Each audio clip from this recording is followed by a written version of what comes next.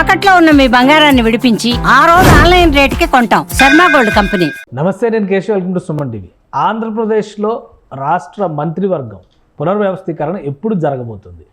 Nagababu entry ఎప్పుడు జరుగుతుంది? జనసేన పార్టీకి కేటాయిస్తున్నటువంటి క్యాబినెట్ బెర్త్ వలన మంత్రివర్గంలో మార్పులు కూడా వచ్చే అవకాశం ఉందా? ఈ అంశాలపైన విశ్లేషణ చూద్దాం. మనతో పాటు చంద్ర శ్రీనివాసరావు గారు అనలిస్ట్ ఉన్నారు. చంద్ర శ్రీనివాస్ గారు నమస్కారం. నమస్కారం అండి. నాగబాబు గారు రావడం పైన అఫీషియల్గా డిక్లేర్ అయితే చేసేసారు, కాబట్టి ఎప్పుడు వస్తారో అనేది మాత్రం ఇంకా సస్పెన్స్గా ఉంది. కొత్త సంవత్సరంలో సంక్రాంతి ముందు వస్తారని ఇంకా డిసైడ్ అవ్వలేదని పవన్ కళ్యాణ్ గారు ఏదో చిట్ చాట్లో కూడా ఒక విషయం చెప్పారు, మార్చి వరకు ఆగాల్సిందేనని. ఇలా రకరకాల ఊహాగానాలు. ఏంటి నాగబాబు గారి ఎంట్రీ ఏపీ క్యాబినెట్లోకి ఎప్పుడు? నూతన సంవత్సరంలో ఉంటుంది. మనం యాక్చువల్గా డిసెంబర్ 26 అని చాలామంది అన్నారు, అనుకున్నాం. కానీ మరి వరకున్న ఇది రీత్యా జనవరిలో డెఫినెట్గా ఆయన మంత్రి పదవులు తీసుకోబోతున్నారు. ఎమ్మెల్సీ కూడా వస్తుందని చెప్పి అంటున్నారు. ఎందుకంటే 3 ఖాళీలు ఉన్నాయి, ఇంకా మార్చికి మళ్ళా ఖాళీలు అవుతున్నాయి.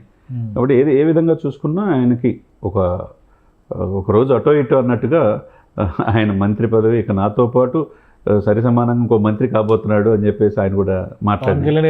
పవన్ కళ్యాణ్ గారు మార్చిలో అవుతారన్నట్టుగా అన్నారు అని కూడా అంటున్నారు. అంటే మార్చిలో అవుతారు. మార్చిలో అయితే ఎమ్మెల్సీ సీటు ఖాళీ అవుతున్నాయి, ఒక 2 సీట్లు ఖాళీ అవుతున్నాయి. ఆల్రెడీ ఒక 2-3 ఇప్పుడు ఉన్నాయి. సో అవి భర్తీ చేస్తే కనుక రిమైనింగ్ 10 ఇయర్కి చేసే పరిస్థితి ఉంటుంది.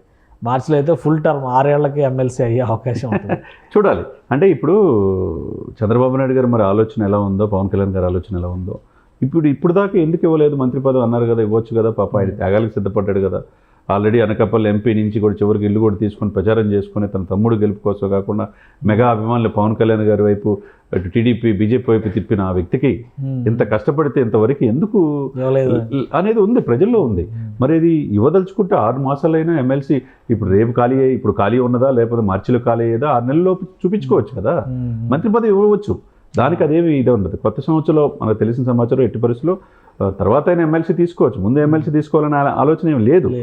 కాబట్టి అది నూతన సంవత్సరంలో ఆయన క్యాబినెట్లోకి ముందు రావచ్చు. ఎందుకంటే క్యాబినెట్లోకి వచ్చినాక 6 నెలల లోపు ఏదో ఒక సభలో సభ్యత్వం ఉండాలి. కాబట్టి మార్చి అంటే పెద్ద డిస్టెన్స్ కూడా లేదు, కాబట్టి ముందు క్యాబినెట్లో తీసుకునే అవకాశం ఉంది. ఎందుకంటే చంద్రబాబు నాయుడు గారి, పవన్ కళ్యాణ్ గారి విచక్షణ మీద ఆధారపడి ఉంటుంది. తీసుకుంటేనే మంచిదని అందరూ అంటారు, ఎందుకు లేట్ చేస్తున్నారని. ఇకపోతే పవన్ పవర్ పాయింట్స్ చాలా చెప్పాడు.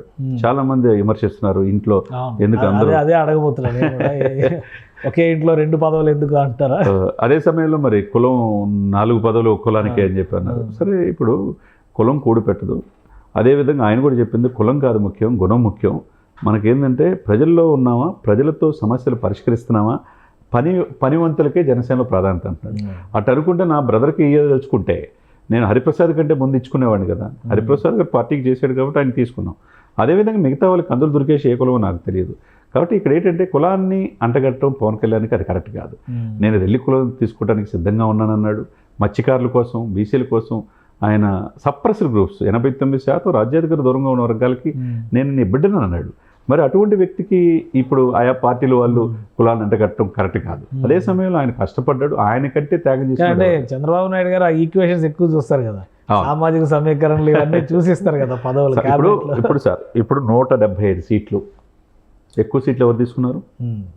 తెలుగుదేశం పార్టీ. 21 సీట్లకు తగ్గింది ఎవరు? ఆ 21 సీట్లలో గెలిచిన స్థానాలతో పాటు 21 సీట్లలో మిగతా కులాలు లేవా అనే చర్చ లేవని అంటలేదు. ఇంకా ఇప్పుడు చాలా పదవులు ఉంటాయి కదా సార్, ఈ పదవులు అనేవి చాలా పదవులు ఉంటాయి. కష్టపడింది ఎవరు? ఇప్పుడు కోట్లాది మంది అభిమానుల్ని పార్టీ వైపు, కూటమి వైపు కన్వర్ట్ చేయడం మామూలు విషయం కాదు. నాగబాబు గారు కష్టపడలేదంటారా మీరు? కేశవ్ గారు చెప్పండి. అలా చెప్పలేం కదా. త్యాగం పిఠాపురంలో మకాం వేసి మరి కూర్చున్నాడు. అదే సమయంలో తన తమ్ముడు కోసం త్యాగం చేశాడు. ఆయన కూడా 2014లో త్యాగం చేశాడు, 2019లో ఎడుగపడి చేశాడు, 2024లో ముఖ్యమంత్రి అనేది త్యాగం చేసే ఈరోజు డిప్యూటీ సీఎంగా ఒప్పుకున్నాడు కదా. మరి ఒప్పుకున్నప్పుడు త్యాగానికి సిద్ధపడే ఆయనకంటే ఎవరన్నా ఉన్నారా? అదే సమయంలో తన తమ్ముడు మాటున అన్నగా నాగబాబు గారు మనం ఏం చూడాలా? అభిమానుల్ని ఇటు కన్వర్ట్ అయ్యేటట్టు చేయగలిగాడు కదా. తన్ని తీసుకోగానే కులంకి ఇచ్చినట్టు అపవాద వేయకూడదు. నాకు పని వంతులే ముఖ్యం అని చెప్పేసి చాలా చక్కగా చెప్పాడు. ఆయన పాలిటిక్స్ నేర్చుకున్నాడు సార్, పాయింట్స్ పవర్ఫుల్గా చెప్తున్నాడు. ఎవరు విమర్శించినా ఆయన పట్టించుకోవట్లేదు, లైట్గా మండిపోయాడు. మీరు అన్నట్టు పాయింట్స్ చాలా సిస్టమేటిక్గా చెప్తున్నాడు. విమర్శించే వాళ్ళు ఎప్పుడు ఉంటారు, కానీ ఆయన ఎదుగుదల ఎవరు ఆపలేరు కదండి. ఇప్పుడు ఎక్కడ గెలవడన్నారు, కార్పొరేటర్ గెలవడన్నారు, అక్కడ అసెంబ్లీ గేట్ దాటనివన్నారు. గేటు దాటనివన్నారు ఎవరైనా కేశవ్ గారు చెప్పండి. గేట్ లోపలికి వెళ్ళలేకపోయారు. లోపల అర్థం కాదు, వాళ్ళు దేశ సరిహద్దులు దాటి వెళ్ళిపోతున్నారు. ఆయన్ని ఆపలేకపోయారు కదా విజయాన్ని. అంటే కష్టపడిన వాళ్ళకి ఎప్పటికైనా ఒక మంచి అవకాశం దేవుడు ఇస్తాడనే దానికి నిలువెత్తు నిదర్శనం మనం ఉన్న లైఫ్లో మనం చూస్తున్నాం పవన్ కళ్యాణ్ రూపంలో 100% స్ట్రైక్ రేట్తో. ఇదే కాకుండా రాష్ట్రాల సరిహద్దు దాటి కూడా మహారాష్ట్ర ప్రజలు కావచ్చు, నార్త్ ఇండియన్స్ కావచ్చు, చివరికి ప్రధానమంత్రి నోటే ఈయన పవన్ కాదు తుఫాన్ అంటున్నాడంటే ఆల్రెడీ ప్రూవ్ చేసుకున్నాడు కదా. ఆయన ప్రూవ్ చేసుకోకముందు 100% స్ట్రైక్ రేట్ అప్పుడే అన్నాడు. తర్వాత మహారాష్ట్ర ఎలక్షన్ చూసిన తర్వాత మనం చూసాం 7 మంత్రులతో కలవటం, ప్రధానమంత్రితో కలవటం.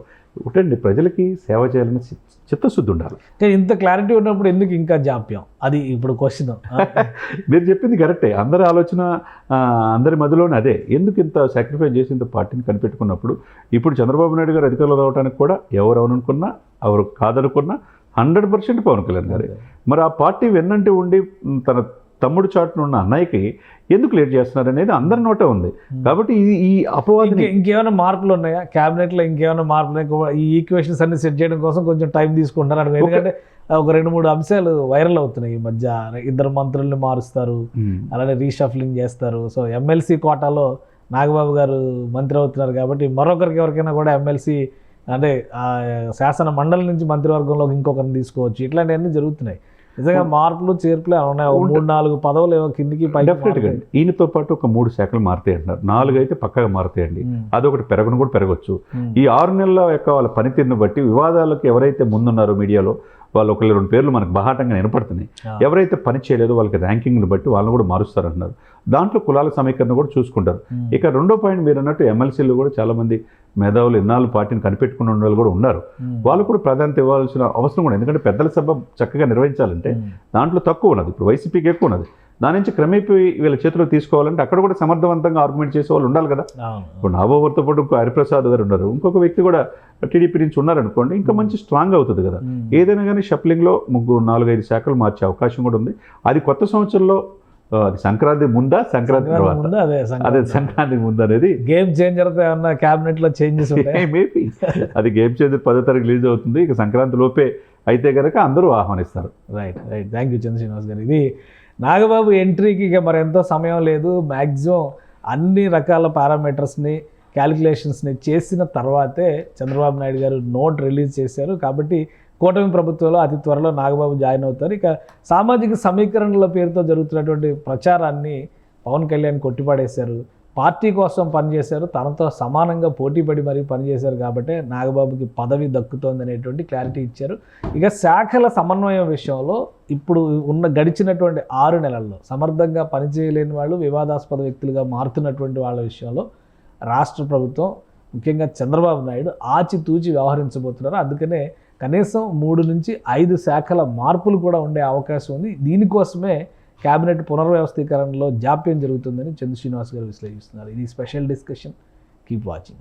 సుమన్ టీవీలో మీ పర్సనల్ అండ్ బిజినెస్ ప్రమోషన్స్ కోసం కింది నెంబర్కి కాంటాక్ట్ చేయండి.